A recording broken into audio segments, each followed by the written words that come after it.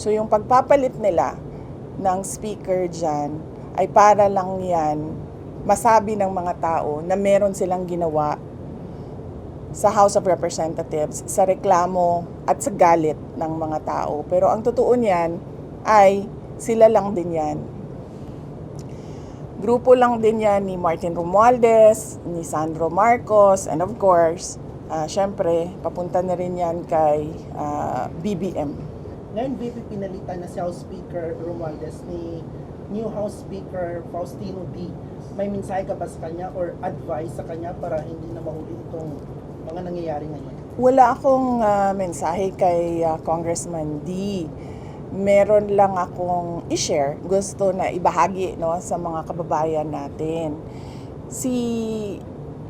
I'm sure he is a good person. I've met him several times sa aking mga events at sa aking trabaho, si Congressman D.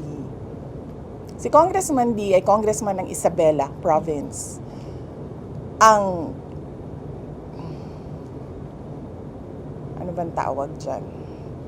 Hindi ko kasi masabing warlord siya eh. May hawak ng probinsya ng Isabela ay si Governor, kalimut ko siyang pangalan. Albano, si Rodito. Ang may hawak ng province of Isabela is si Governor Rodito Albano. Si Rodito at si Tony Pet Albano, yung congressman ng Isabela dati, hindi ko alam kung hanggang ngayon, nasa circle yan ni Speaker Martin Romualdez. Isang grupo yan sila. Paano ko nasabi? Dahil alam ko na matalik na magkaibigan si Tony Pet Albano at si Martin Romualdez. Nakasama ko sila noong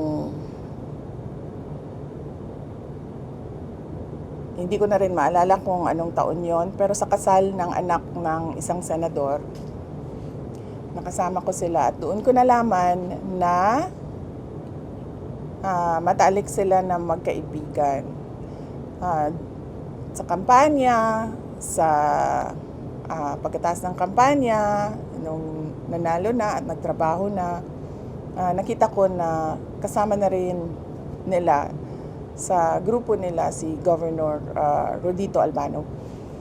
Si Congressman D, kung mapapansin nyo, lagi lang yan nakadikit kay Congressman Rodito Albano. So yung pagpapalit nila ng speaker dyan ay para lang yan masabi ng mga tao na meron silang ginawa sa House of Representatives sa reklamo at sa galit ng mga tao. Pero ang totoo niyan ay sila lang din yan.